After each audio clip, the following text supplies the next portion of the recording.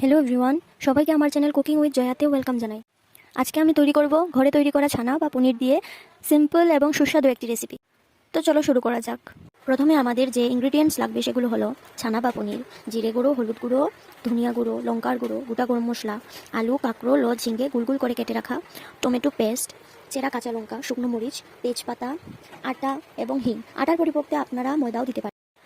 প্রথমে ছানাগুলোকে নুন, হলুদ ও আটা দিয়ে মেখে নেব।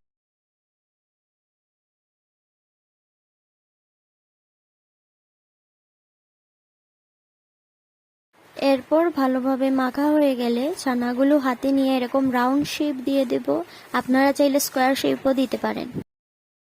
তারপর একটি কড়াইয়ে অনুমান মতো সর্ষের তেল গরম করে তাতে ছানা বা পনিরগুলোকে ছেড়ে দেব। তারপরে পনিরগুলো গোল্ডেন ব্রাউন কালার হওয়া অবধি উল্টে পাল্টে ভেজে নেব।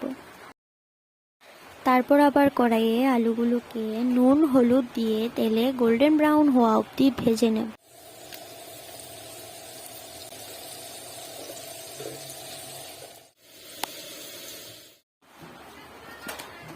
এরপর কাঁকরোল ও ঝিঙ্গেগুলো ভালোভাবে ভেজে নেব।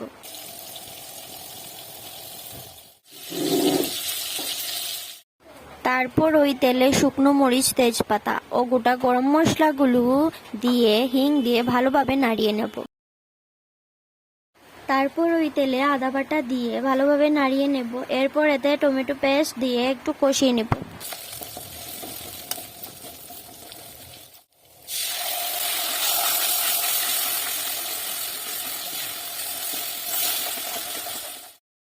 একটি পেস্ট বানিয়ে নেব জিরে, ধনে ও লঙ্কার গুঁড়ো দিয়ে।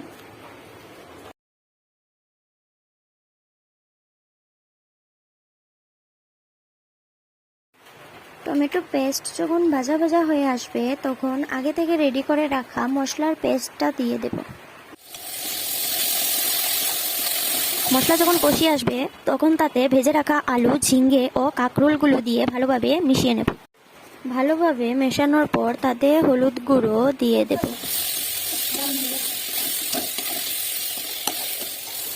তারপর এতে একটু করে জল এড করে আর একটু কষিয়ে নেব। সবজিগুলো যখন কষিয়ে আসবে তখন একটু বেশি করে জল দিয়ে তাতে পরিমাণ মতো নুন দিয়ে চেরা কাঁচা লঙ্কা দিয়ে ভালোভাবে মিশিয়ে ঢাকনা দিয়ে দেব।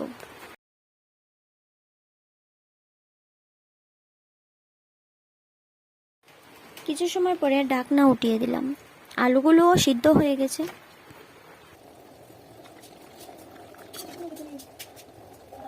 তারপর এতে ভেজে রাখা পনিরগুলো বা ছানাগুলোকে একটা একটা করে ছেড়ে দিলাম এবং গুঁড়ো গরম মশলা দিয়ে ফাইনাল টাচ দিয়ে দিলাম।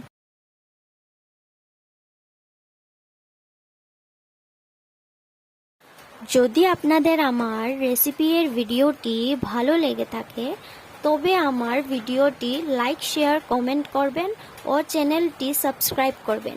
দেখা হবে নেক্সট ভিডিওতে। Thanks for watching.